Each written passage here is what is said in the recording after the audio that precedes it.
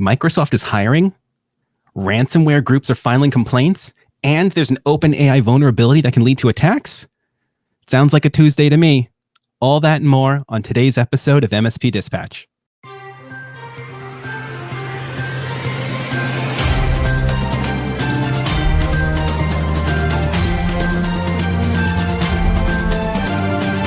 This episode is presented by OIT VoIP. Enhance your client's communication abilities with our VoIP solution, featuring integrated billing, on-demand training, and live US support.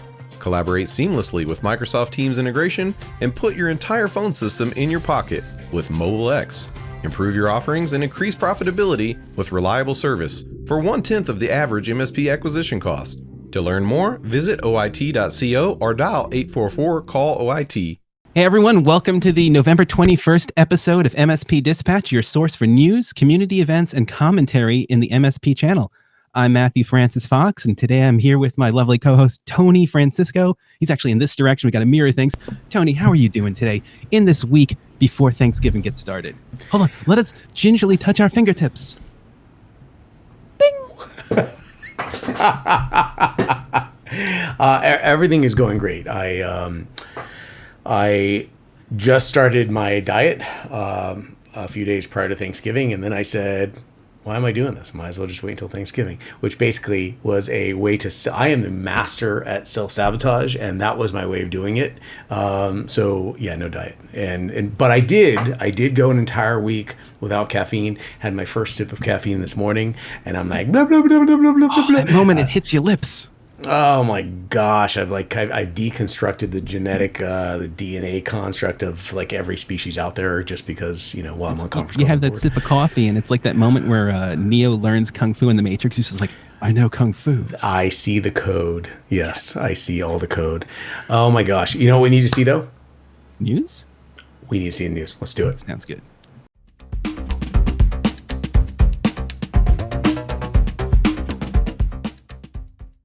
And in today's first story, Microsoft hires Sam Altman to lead AI research team by Steve Dent for Engadget. Microsoft's hiring of former OpenAI CEO Sam Altman marks a significant development in the AI landscape. Altman, recently terminated by OpenAI's board, will lead Microsoft's new advanced AI research team alongside co-founder Greg Brockman. This move raises questions about the dynamics of Microsoft's ongoing partnership with OpenAI, specifically considering Altman's departure.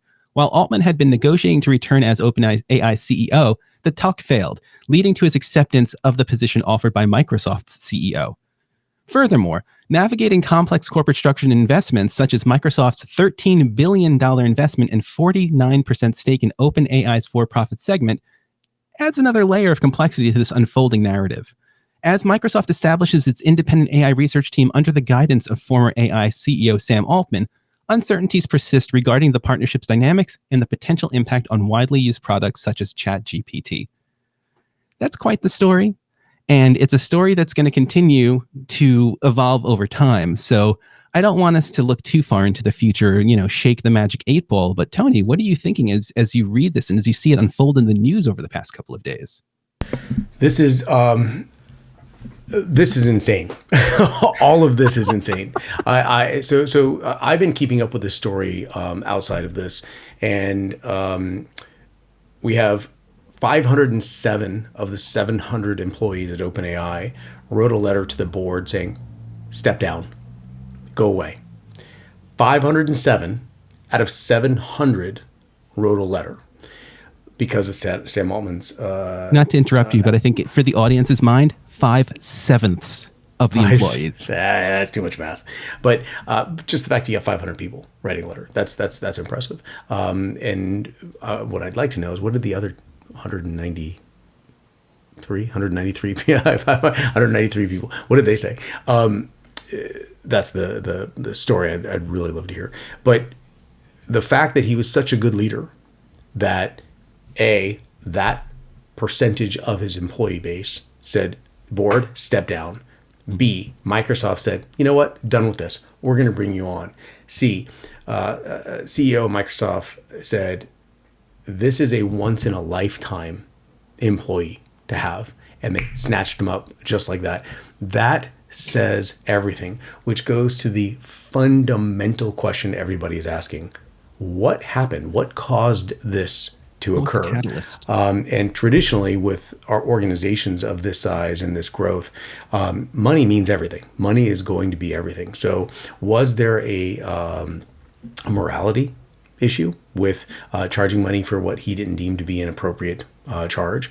Was there a morality issue when it came to the potential of the AI structure and what he was willing to do versus what the board was enforcing and creating an edict?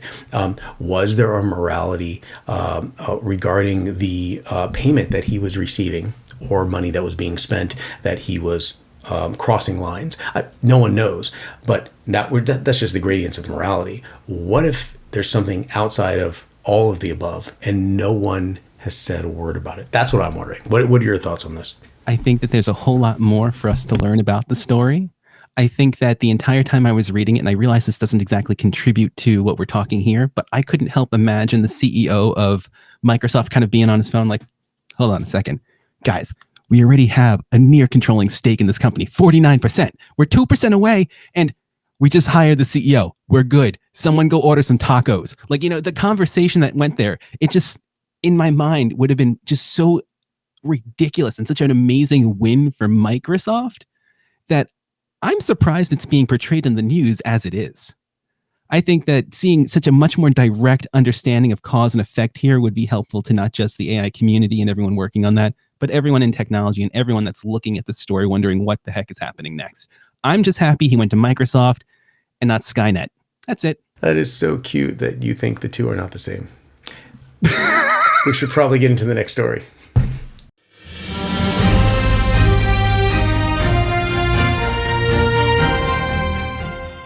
Jumping straight into my first story from bleepingcomputer.com. The Alpha BlackCat ransomware group has elevated its extortion tactics by filing a U.S. Security and Exchange Commission, that's the SEC, complaint against software company MeridianLink for allegedly non-compliance with the 4-day rule of disclosing a cyber attack.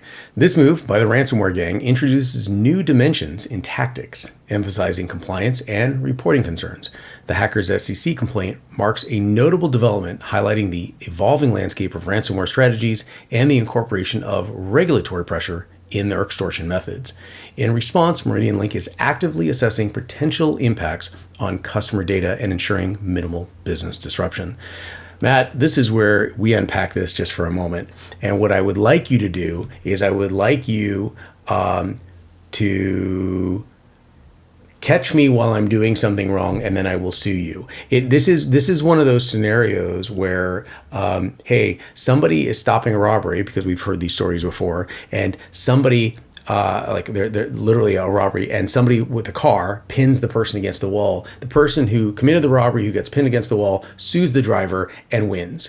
Or breaks into a house, and the person in the house does something, and the burglar sues the resident of the house they were breaking into and wins. Like, what is happening to society? I feel like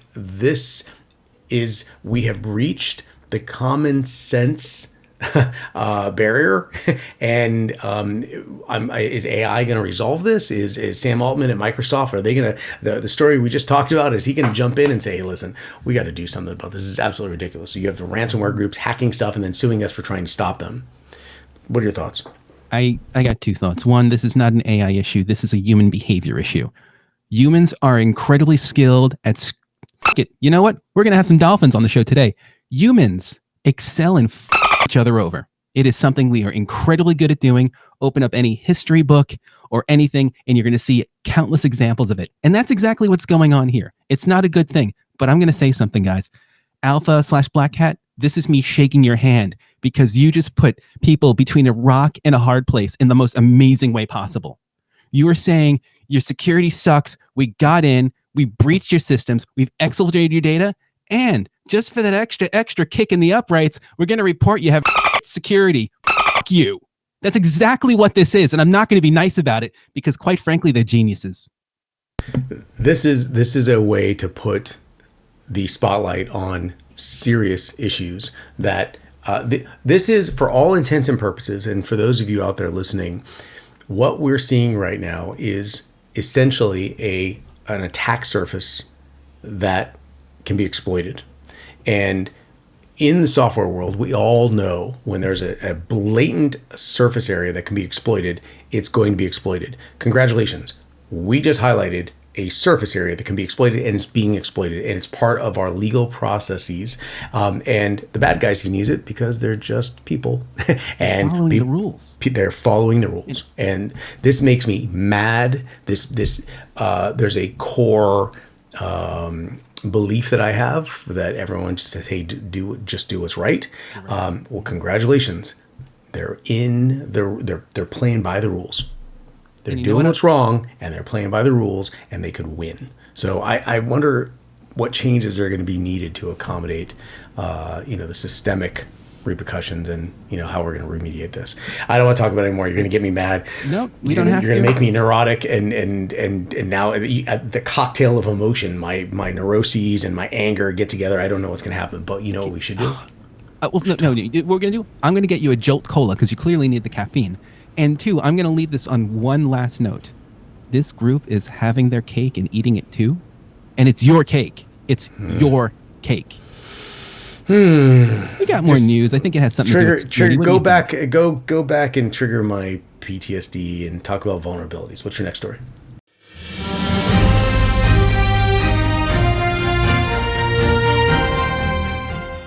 And in today's next top story, unpatched critical vulnerabilities open AI models to Takeover. Researchers have discovered nearly a dozen critical vulnerabilities along with 3 high and 2 medium severity bugs in the infrastructure supporting AI models, posing a significant risk to organizations rapidly adopting AI technologies. Affected platforms including Ray, MLflow, ModelDB, and H2O version 3 are integral to hosting, deploying, and sharing large language models and other machine learning solutions. Despite efforts to address some vulnerabilities, others persist, leaving companies vulnerable to potential unauthorized access and network compromise. Moreover, these issues extend beyond compromising AI infrastructure to intellectual property theft, raising concerns for businesses applying AI models. In light of these findings, Protect AI, the machine learning security firm behind the discovery, emphasizes the need for heightened security measures in AI systems as the vulnerabilities identified expose potential pathways for attacks into the broader network. This is something I'm not surprised by this. All systems have vulnerabilities, and all vulnerabilities can be exploited to some extent. So this story itself is not eye-opening or a big wow. It's what we report on a regular basis. It just happens to be targeting the systems that are dependencies for setting up large language models. So Tony, is there something here that I'm missing that's outside of the norm, with exception to the type of system that's being looked at? This is being John Malkovich. This is Malkovich, where you have AI, you have large language model, AI, identifying the problems in large language models, AI. And you're like, well, hold on here. Hold on. Will the real Slim Shady please stand up? Like, what is happening between the two? I know there's people laughing right now, and there's some youngins going, I don't understand. What is that? Where's the Slim Shady? Because we're old. But at the end of the day, you have what I believe to be the evolution of AI doing exactly what it should be doing, is finding remediation through a much more efficient and effective processing based on its database of signatures, heuristics, anomaly detection, variety of components, and best practices and worst practices, and weighing that against, on the other side, what it's looking at. And what it's looking at happens to be a large language model framework. And we all know that this is a great new tool, but there are flaws. It's about time that iron sharpens iron. It's about time that we're using the exact same tool to figure out how can we maximize the effectiveness, efficiency, and security, and then possibly from there scalability, which is where you start getting concerns of these large language models. And I'm really interested to see how the two will start to evolve off of each other. I love it. You just turned this story into an AI self-improvement story. Ooh, I like that. It's still Malkovich. I'm it's Malkovich with a sprinkling of Tony Robbins on top of it. Well, you remember the story where Google had to shut down, and there was one of the engineers said it became sentient or whatever. Sentient, yes, and it started talking language that no one understood, and so now because the computers are talking to each other in a way that is extraordinarily rapid, B, completely mysterious, and C, has access to the Google database and information set, which should be terrifying. They needed to pull the plug on this. But we watched the evolution take place right there of possibly a sentient life form in its own way, and it has a variety of dependencies that are requiring energy. We require energy, and there was more than one. And the question is, how does it replicate? Can it self-replicate? We have the ability to replicate, not self-replicate yet, but we watched that happen. And an engineer lost it, and I think he even pressed charges. He created some kind of lawsuit, but he was adamant that it went sentient. In this particular scenario, what would happen if one type of AI became the warden, and the other types of AI, as they fed off each other, became aware of the warden? And is there going to be a, hey, the warden's here, let's keep it quiet, and you start learning that cat and mouse game that they could play, and that's very easy to predict. So I've considered scenarios like this for quite a while. And this is the first time that I'm watching this occur in its first step, its first iteration, where the warden's jumping in and calling it. But if AI becomes sentient, because supposedly that happened before, and has the ability to communicate with itself and replicate in some degree, when will the cat and mouse game start being played, where the warden's being identified, and hey, let's keep quiet to remain as effective and viable. The boss leaves the office, and that's fine. You know what? I'm actually okay with that. The scenario that I won't want to see is like a Red Queen type of scenario, where it's one going after the other until there's nothing left. And you know what? Notables. Let's just do it. It's time for notables. Let's do it.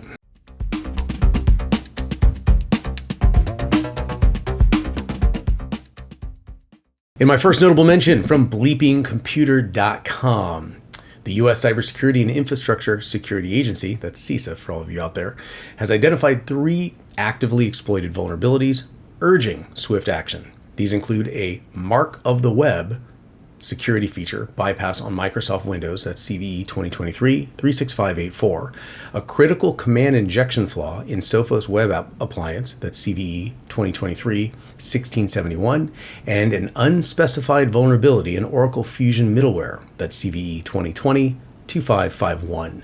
While Microsoft addressed its issue in the October 2023 patch Tuesday, Sophos Web Appliance's critical flaw, that's CVE 2023-1671, remains a concern, and users are advised to migrate to Sophos Firewall.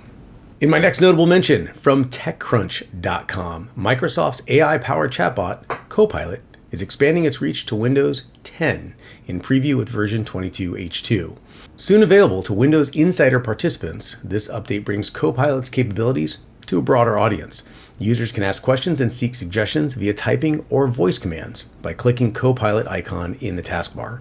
While Windows 10 version lacks certain functionalities present in Windows 11, such as action execution and app opening, Microsoft hints at potential future enhancements.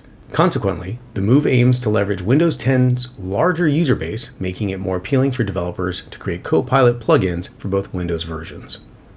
And in my first notable, FCC adopts new rules to protect customers from SIM swapping attacks by Sergio Gatlan from Bleeping Computer.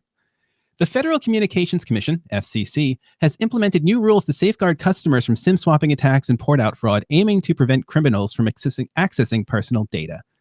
Initiated by the FCC's Privacy and Data Protection Task Force in July, these rules necessitate secure authentication procedures before transferring a customer's phone number. Wireless providers are now required to promptly inform users of any SIM changes or port-out requests, offering additional safeguards against fraudulent attempts. This move is a response to the increasing consumer complaints and aligns with the FCC's commitment to address the surge in SIM swapping attacks, recognized as a growing threat in personal accounts and sensitive information. And in my next notable, Apple says iPhones will support RCS in 2024 via The Verge. Apple has announced plans to incorporate support for RCS, rich communication services, messaging on iPhones in 2024. This move aligns iPhones with the messaging standard commonly used by Android devices. According to Apple, the adoption of RCS Universal Profile will enhance interoperability, offering features like encryption, read receipts, typing indicators, and improved media sharing between iPhone and Android users. Despite this, iMessage will remain distinct from RCS, existing as a separate service. This decision comes from amidst regulatory pressure, notably from the European Union's Digital Markets Act, pushing major tech companies to improve Surface interoperability.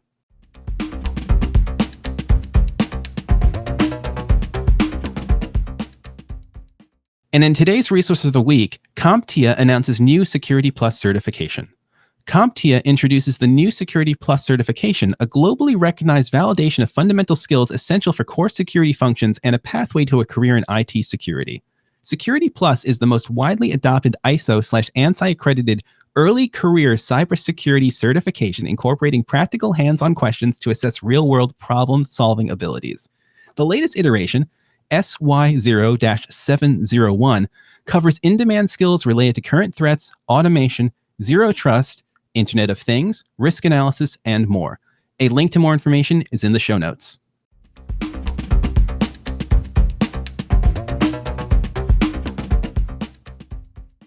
And it looks like we've got some community feedback today, this coming from DiscJosh23 on YouTube.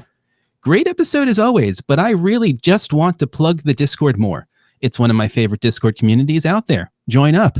Hey, Josh, first of all, thank you for being a really, really great member of the community. We enjoy having you. We want to have more people. And, oh, what's that? There's a QR code on the screen.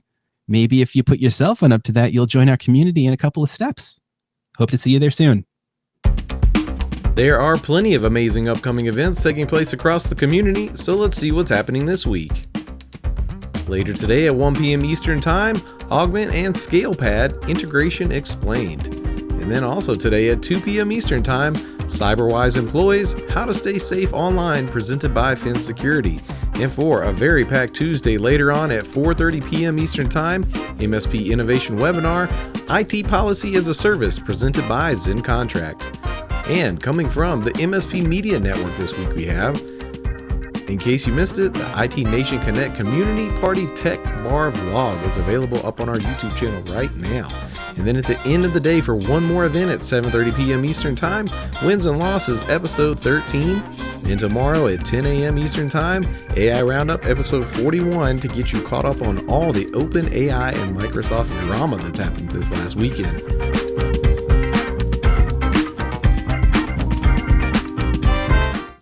All right, folks, how'd you like today's show? If you liked it, go ahead and hit that thumbs up button. And I'm going to let you in on a little secret. If you didn't like it and you hit the thumbs up button, just make an angry face when you do it and we'll get the news.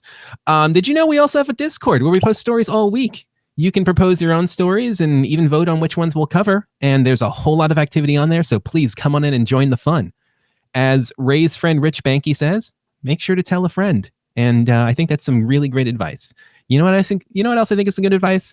To also follow us on social media at MSP Media TV. If you have any questions, you can always email us at news@mspmediatv for answers on the next episode, or leave us a voicemail at 833 MSP Network. That's 833 MSP Network.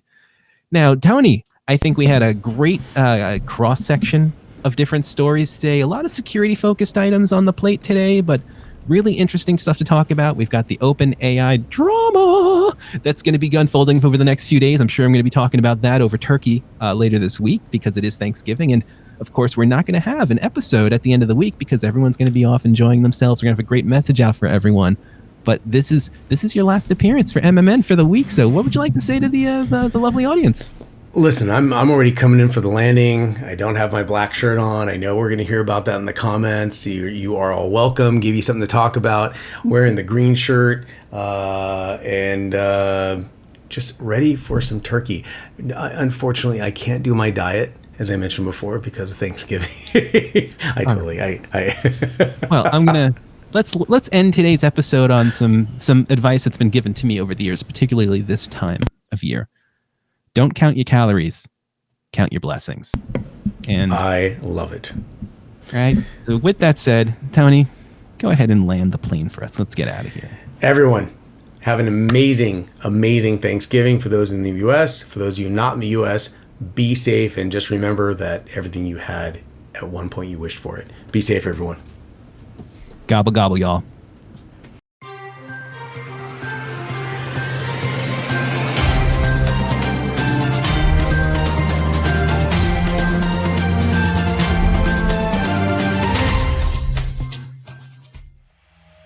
This has been a broadcast of the MSP Media Network.